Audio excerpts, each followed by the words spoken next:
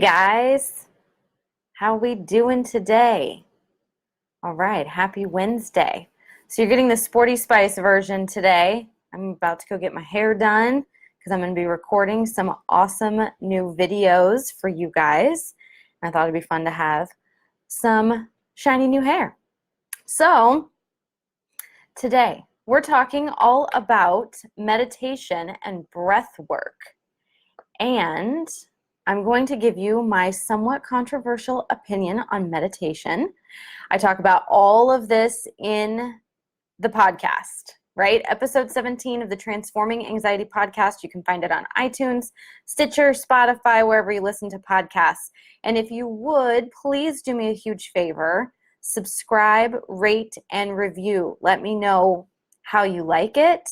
Let's help get this into the hands of everybody who needs to transform their experience of anxiety, because we don't want to keep this a secret. We don't want to keep this from people who need this kind of help. So if you rate and review, it helps me, it helps others. So let's do it. It takes 2 seconds.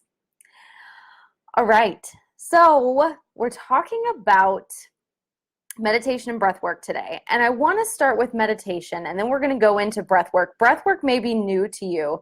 Meditation is kind of enjoying this time in the media and in just our society as kind of something that's trendy. It's kind of cool right now. And I want to talk about why I don't think meditation is the perfect answer for us anxious folks when we're feeling actively anxious. Okay? So the first thing I want to kind of let's step back, let's rewind and talk about anxiety. Let's just remind ourselves what anxiety is, right? Where anxiety comes from, what anxiety looks like in our bodies. And then we're going to talk about meditation and why this may not be the best answer in the heat of the moment. This will tie into last week's episode about exercise and anxiety, and why you'll kind of see more of, why that's a better answer in the heat of the moment. So let's talk about this. Anxiety is the emotional component of the stress response. And the stress response is your body's physical, biochemical reaction when you are under a real or perceived threat. And you're going to hear me talk a lot about this real or perceived threat over and over and over again, because our brains don't know the difference, right? In our relatively luxurious, safe, stable lives, we aren't under threat of wild animals or enemy tribes, right? We don't usually have to respond to situations with the stress response, but we've been programmed to respond with the stress response, which is the fight or flight response, right? Where our body is literally armed to fight or to flee for survival, right? We were programmed this way back in the day, and now we find ourselves at a meeting at work, right? And one of our colleagues gives us a nasty look, right? Or our partner says kind of a snarky comment. And those are the things nowadays that we take in as threats. Our brains can't tell the difference between the threats of our ancestors, like a saber-toothed tiger running at us, and the threats of a snarky comment from a colleague or a partner coming at us. Both of those feel threatening to us. And depending on the patterns and habits and stories that you've got going on in your mind, right? This goes back to the mindset piece. You may feel triggered by one of these things and perceive it to be threatening. And your brain says, okay, I know exactly what to do, and starts you down the path of the stress response, right? This is fight or flight. So hormones and neurotransmitters, all sorts of things get dumped into your bloodstream. Adrenaline is a big component of this, right? Everybody's felt that rush of adrenaline. That is part of the fight or flight stress response. And it would be super handy to have that if you needed to fight or to flee for your life. That would be useful, right? But when you're sitting in a meeting or when you're sitting across the dinner table, you don't really need that burst of adrenaline. And yet it's there anyway, right? This is part of the feeling of anxiety. So this comes up for you. Your body is responding with the stress response. Your body is in the fight or flight stress response, which means now let's get biological for a second. My husband would be so proud. He's not even on Facebook or anything like this. but we'll just say he would be so proud. So your autonomic nervous system, which is the part of your body that just, it takes care of all of the bodily functions that you don't have to think about. So things like breathing, blinking, digesting your food, right? Urinating, all of those sorts of things that you don't really have to think about, that your body just takes care of for you. That's all under the umbrella of the autonomic nervous system. Now, that nervous system is divided into two parts. One is called the sympathetic nervous system, which is what's responsible for this whole fight or flight stress response. And then there's the parasympathetic nervous system, and that's what's responsible for the whole rest and digest, the relaxation response, right? So these are opposing divisions, but they work together under the umbrella of the autonomic nervous system. So when you perceive a threat, whether it's real or not, your sympathetic nervous system kicks off this fight or flight stress response. So you get this huge dump of things like adrenaline into your system. Your body gets all this extra energy. Your heart is pounding. Your breath is coming really hard and fast and shallow. Your pupils dilate. Your blood sugar levels increase. I mean, there's a whole bunch of stuff that happens in your bloodstream because of the fight or flight stress response. Okay, the anxiety is the emotional component of that. That's what we talk about feeling, because we don't really, you don't, it's not like you're sitting there with a speedometer that shows you how much adrenaline you have in your system, right? You feel it as anxiety, but what's happening is your body is responding with the stress response, the fight or flight stress response. So when well-meaning, loving, sweet people tell you that when you're feeling anxious, you should sit down and meditate, it would be like telling one of our ancestors who's perceiving a threat with a saber-toothed tiger running at them, and they've got all of this survival mode, stress response, fight or flight, flooding through their system. Just sit down and meditate. It's all going to be fine. It makes no sense, right? Meditation is a lovely thing in the right time or place, but when you are feeling actively anxious, it is not the right time or place to sit down and meditate. Instead, okay, this is where the breath work part comes in. So we've just talked about all of these things that fall under the autonomic nervous system. Your body just takes care of them for you. So let's talk now about the parasympathetic nervous system a little bit and how we can bring something like our breathing under our conscious control. If you thought about digesting your food, right? Or if you thought about separating your food into like fuel for your body and waste, you can't control that. Even if you think about it consciously, there's no way that you can affect it. But your breathing, you can consciously control. So when the stress response gets activated, the stress response is going to take control over your breathing. That's part of its job. Nothing has gone wrong here. You're not broken. That's just part of what has to happen.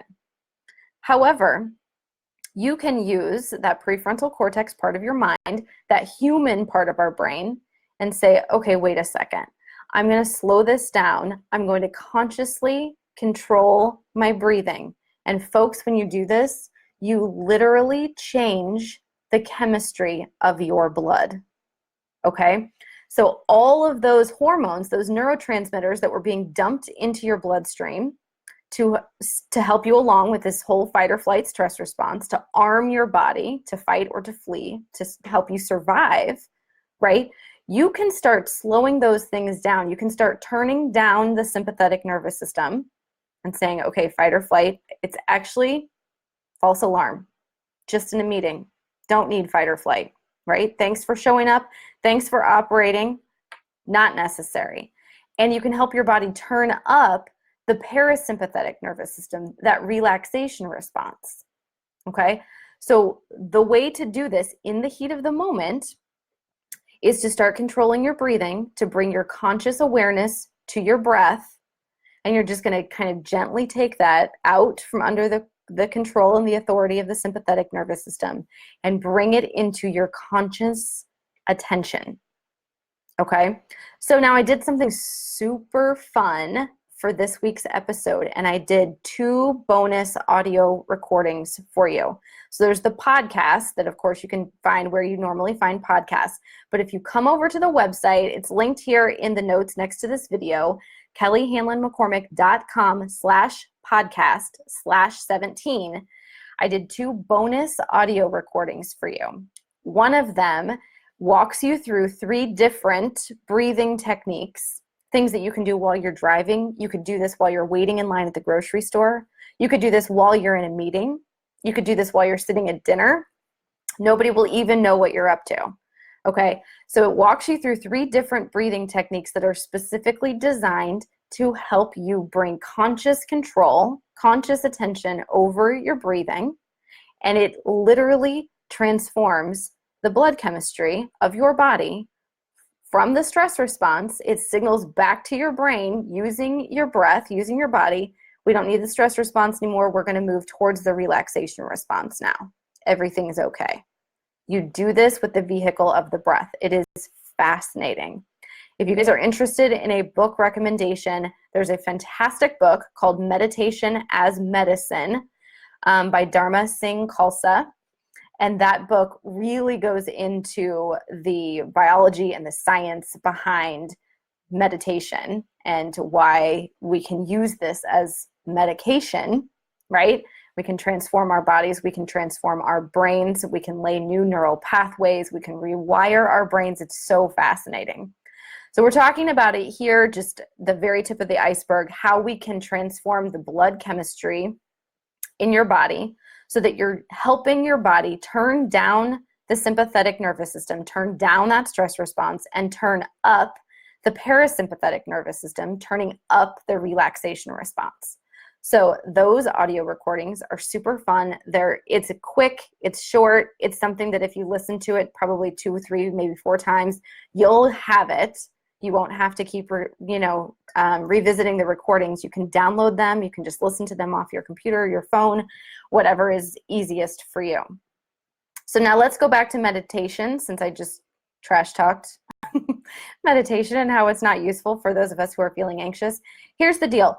Meditation is a super powerful tool if it's used in the right time and the right place. When you are feeling actively anxious, not the right time or place. Right? When you have, like, for instance, I'll tell you my personal experience with meditation. I get up every morning and I do about an hour, a little more of yoga every single morning. I do that first thing in the morning. That is the first, I get up out of bed, I'm on my yoga mat about 5 or 10 minutes after I'm out of bed. After I have done that whole yoga practice and I've expended some energy, right? I've moved my body. Now I can sit down and meditate, right? This kind of harkens back to episode 16 where I talked about how important it is for us to use our bodies, how important it is for us to move our bodies and exercise, what an important tool exercise is, not just for our physical health, but for our mental and emotional health as well. It's such an important thing to be doing every single day. And this is part of what I experience myself. If I do my yoga practice, then I'm ready to sit down and meditate. I've expended my energy, I've moved my body. It's kind of a calming ending to the whole workout process, okay? So that's when we turn to meditation. Now, what's super cool is there's all sorts of different meditation apps, right? We bemoan some of the technology that we have nowadays, but there are some really cool apps out there. I personally use and recommend apps like Insight Timer, Calm, Headspace, and 10% Happier. All 4 of them are amazing. All 4 of them have free content. If you're interested in just doing, using the free content, what's available to the masses, all 4 of them have upgrade opportunities so that you can access different programs and courses and even more meditation. So those are all awesome. But meditation is a really useful tool if we're using it in the right way.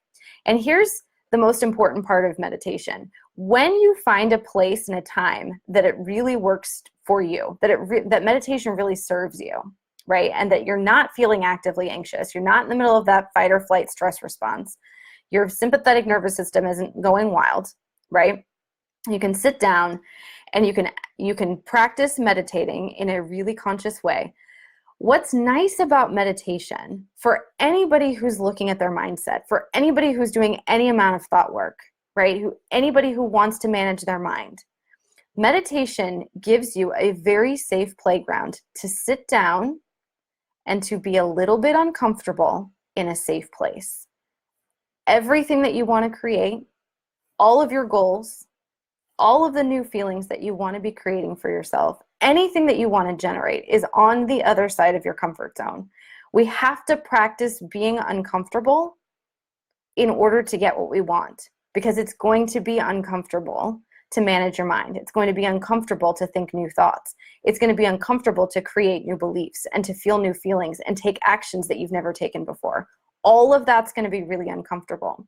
So the best gift of meditation for me personally, the way that I use it for myself, the way I use it with my clients, is so that they can practice being uncomfortable in a super safe place, right? They get a chance to sit with themselves. They get a chance to sit with their thoughts. They get a chance to sit and experience what discomfort feels like. And from there, once you know you can experience discomfort, once you know you can be a little bit uncomfortable and everything's going to be okay, the more that you can strengthen that muscle, what isn't possible? Right? If everything is outside of your comfort zone, if everything that you're wanting, everything that you want to create is on the other side of your comfort zone, give yourself some time to practice being uncomfortable, right? Strengthening that muscle. And then when the stakes are a little bit higher and it's time to actually take action outside of your comfort zone, you'll know, hey, I've been practicing this. This is the same skill as me sitting on my meditation cushion or on my floor or on my chair or on my couch, because you don't have to sit on a meditation cushion to meditate, right? It's that same skill. This is that same exact skill. I'm just going to take it over here and I'm going to take action I've never taken before so that I can get results I've never had before, so that I can create a life that I want to have, right? This is the gift of meditation. That's why I tell you, don't meditate when you're feeling anxious. That doesn't make any sense, right? Your body literally wants to fight or flee. You're in the midst of a stress response. So don't sit down and meditate right then. That's a good time to either exercise or use your breath work techniques. Then, when you're out of active anxiety, when you're feeling calmer, when your body has expended some energy, maybe it's after you exercise. Maybe it's first thing in the morning. I know a lot of people who like to meditate first thing in the morning, and that feels really, really good, really accessible to them. You can absolutely do that. You do you. You figure out what works for you. But then know that meditation is a practice in being uncomfortable. Meditation is a practice in strengthening the muscle so that you get to create and feel and act and get the results of anything that you want, because you've practiced being uncomfortable. You know what it's like to be uncomfortable. Being uncomfortable is not going to stand in the way of you doing and getting and being who you want to be, because you know how to be uncomfortable and you really know that it's no big deal. Those of us who are willing to be uncomfortable are the ones who will get exactly what we want to get. We will achieve everything we want to achieve. We will get to feel and be the ourselves, because we know that being uncomfortable is no big deal. So, breath work and meditation, come over to the website, kellyhanlonmccormick.com/podcast/17 to grab your audio downloads, your audio recordings. You get one guided meditation, and then the other audio, it's just one audio, but you get 3 breath work techniques in that one recording. So you can grab those. Those are yours for free. I created something fun and new. I thought we didn't really need to read about meditation. It's much more impactful to practice it, right? And to practice some breath work. So I thought that would be fun to do this week. So try that, and then head on over to the podcast if you haven't already. Listen to this week's. Listen to last week's. Episode number 16 is helpful as well, and these all tie in together. Later this summer, we are going to talk about yoga in particular, and I'm going to do an episode with a really, really special guest. That's going to be fun. I can't say anything about it yet. It's not even mine to not say anything about it. Otherwise, I would probably tell you, because I'm not very good at keeping fun secrets. But it's not my secret to keep, or not my secret to not keep, so I have to keep the secret. But that episode will be coming later this summer. And yeah, so we'll talk about all things yoga at that point. Anyway, that's it for today. You guys have an amazing rest of the week. I hope that everything is going awesomely for you, and I will talk to you at the same time next week. Next week, we're going to talk about relationships and anxiety. So that'll be fun. I've been talking to a lot of clients about relationships lately. And then the week after that, we're going to talk about money and anxiety. Good stuff. All right. Have an awesome week, guys. I'll talk to you soon. Bye for now.